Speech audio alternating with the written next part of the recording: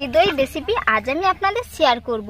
আপনাদের যখনই দই খেতে মন চাইবে আপনারা কিন্তু বাড়িতে খুব সহজে এইরকম লাল লাল মিষ্টি দই বানিয়ে নিতে পারবেন। মাত্র 100 গ্রাম গুঁড়ো দুধ দিয়ে 500 গ্রাম দই আপনারা বাড়িতে খুব সহজেই বানিয়ে নেবেন।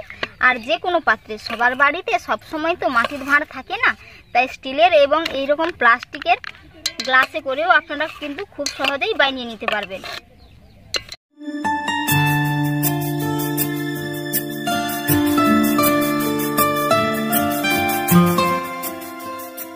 আজ আমি আপনাদের সম্পূর্ণ একটা ইউনিক রেসিপি করে দেখাবো। আপনাদের বাড়িতে গরুর দুধ নেই তো কি হয়েছে, আপনারা কিন্তু গুঁড়ো দুধ দিয়ে বাড়িতে খুব সুন্দরভাবে মিষ্টি দই বানিয়ে নিতে পারবেন। আর এই গরমে মিষ্টি দই খাওয়া কিন্তু খুবই উপকারী।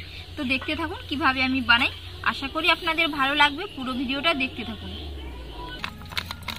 আমি একটা আমুল স্প্রে নিয়েছি, গুঁড়ো দুধের প্যাকেট, এটাতে 100 গ্রাম আছে।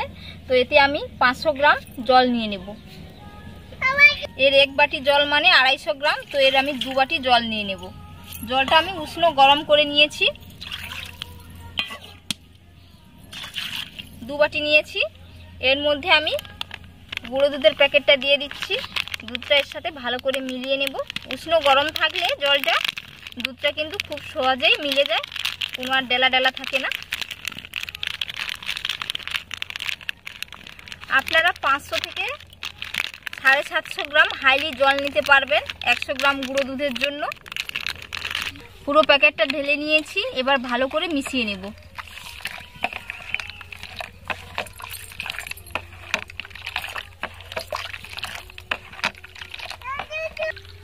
ভালো করে গুলিয়ে নিয়েছি, এর মধ্যে আর কোনো ডেলা ডেলা নেই। এবার আমি উনুনে কড়াই বসিয়ে একটা ক্যারামেল তৈরি করে নেব। যেহেতু আমি মিষ্টি দই বানাবো, এর জন্য আমি লাল লাল করে একটি ক্যারামেল তৈরি করে নেব। কড়াইয়ের মধ্যে আমি 50 গ্রাম চিনি দিয়েছি। চিনিটা দেওয়ার পরে আমি কিন্তু নাড়াচাড়া করিনি এবং এর মধ্যে আমি জলও দেইনি। তো এবার চিনিটা গলা শুরু করেছি, আমি অল্প একটু খুন্তি দিয়ে নাড়তে থাকবো। খুন্তি দিয়ে নাড়তে শুরু করেছি। যারা প্রথম ক্যারামেল বানাবেন তারা কিন্তু চুলার ফ্লেমটাকে একেবারেই লোতে রাখবেন, না হলে চিনিটা পুরো তেতো লাগবে কিন্তু দইয়ের স্বাদ। খুব সুন্দর করে ক্যারামেল তৈরি হয়ে গেছে। এর কালারটা যে এসছে এটা খুবই মিষ্টি কালার। এবার এর মধ্যে আমি দুধটা দিতে থাকবো। প্রথমে একটু অল্প করে দেব।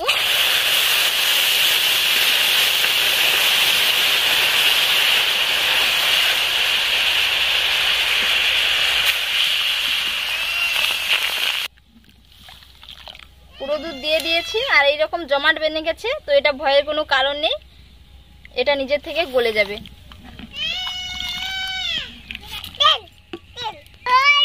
দুধটা আমি অনবরত নাড়তে থাকবো যাতে না এর সর জমে যায়। আর আপনারা দই জমানোর জন্য কিন্তু ভালো মানের ফুল ক্রিম যুক্ত দুধ নেবেন বা ফুল ফ্যাট যুক্ত এই গুঁড়ো দুধটা নেবেন। দিলে কিন্তু খুব সুন্দরভাবে বাড়িতে দই আপনারা বানিয়ে নিতে পারবেন। দুধটা জাল দিয়ে দিয়ে আমি অনেকটা ঘন করে নেব।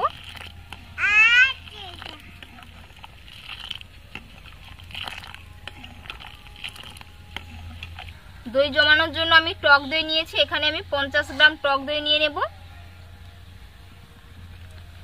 50 গ্রাম নিয়েছি, একটা স্ট্যানারে রেখে দিচ্ছি যাতে এর জলটা ঝরে যায়। জাল দিতে দিতে দুধটা অনেকটা ঘন হয়ে গেছে। এর মধ্যে আমি আরো 50 গ্রাম চিনি দিয়ে দিচ্ছি। যেহেতু মিষ্টি দই হবে, মিষ্টি মিষ্টি তো হওয়া দরকার, তো আপনারা চাইলে মিষ্টির পরিমাপটা বাড়িয়ে কমিয়ে নিতে পারেন আপনাদের পছন্দ অনুযায়ী। চুলা থেকে কড়াইটা নামিয়ে নিয়েছি। এইভাবে দুধটাকে অনবরত নাড়তে থাকবো যাতে দুধটা ঠান্ডা হয়ে যায়।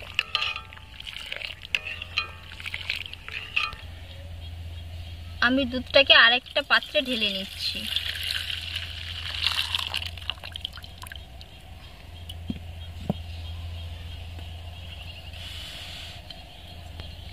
এইদিকে যে টক দই রেখেছিলাম, তো এর জল বেরিয়েছে, এটা জলটা বাদ দিয়ে দেব। এই টক দইটাকে আমি ভালো করে ফেটিয়ে নেব।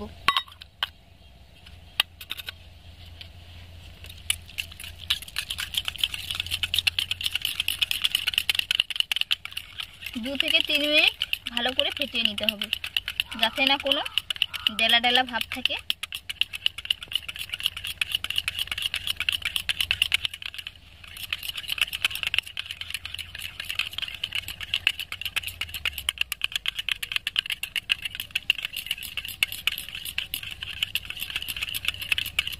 বন্ধুরা আপনারা চাইলে যে কোনো পাত্রে কিন্তু বাড়িতে খুব সহজে এইরকম মিষ্টি দই বানিয়ে নিতে পারবেন। আজ আমি আপনাদের একটা মাটির ভাঁড় এবং স্টিলের বাটিতে করে দই বসিয়ে দেখাবো।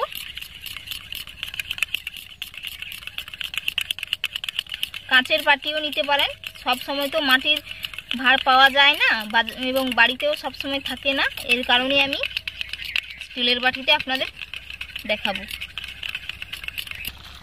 এদিকে দেখে নেব দুধটা কতটা ঠান্ডা হয়েছে।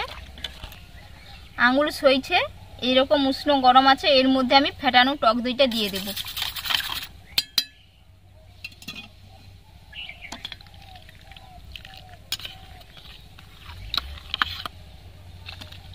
খুব যদি গরম থাকে দই দেওয়া হয় কিন্তু দুধটা সাথে সাথে কেটে যাবে, দিয়ে ছানা তৈরি হয়ে যাবে।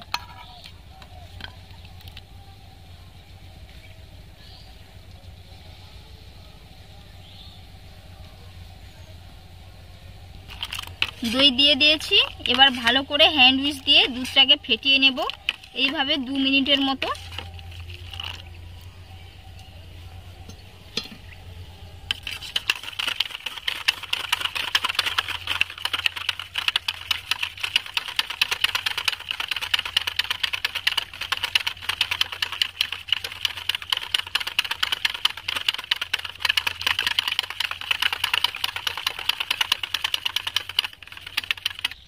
দুধটা ভালো করে ফেটিয়ে নিয়েছি।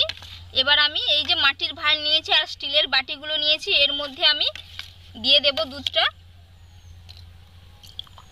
মাটির ভাঁড়টা আমি আগে থেকে পরিষ্কার করে রেখেছি। বাজার থেকে ভাঁড় কিনে আনলে কিন্তু এর মধ্যে অনেক বালি থাকে, যেহেতু মাটির জিনিস, তো এর কারণে একটু প্রথমে জল দিয়ে ধুয়ে পরিষ্কার করে নিতে হবে।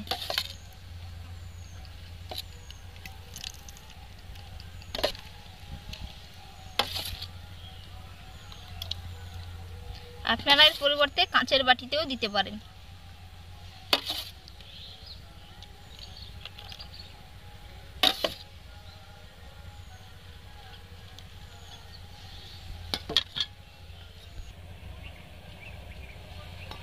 কিছুটা বেড়ে গেছে, তাই আমি একটা এই যে প্লাস্টিকের একটা কাপ নিয়েছি, এর মধ্যে দিয়ে দিয়েছি। দিয়ে এটা আমি ঢাকনা দিয়ে রেখে দেব। 12 ঘন্টা পরে আমি আপনাদের দেখাবো যে কেমন হয়েছে। ঘন্টার জন্য আমি রেস্টে রেখেছিলাম। এবার আমি আপনাদের দেখাবো দইটা কেমন ভাবে জমেছে।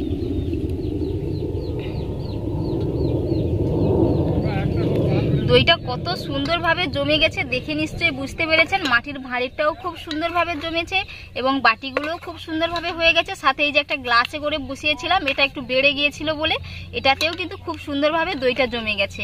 তো আমি আপনাদের একটা বাটি থেকে কেটে দেখাচ্ছি কতটা সুন্দর হয়েছে।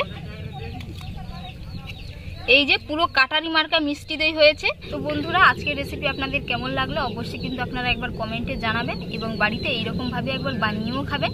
খেতে কিন্তু খুবই অসম্ভব মজার হয়।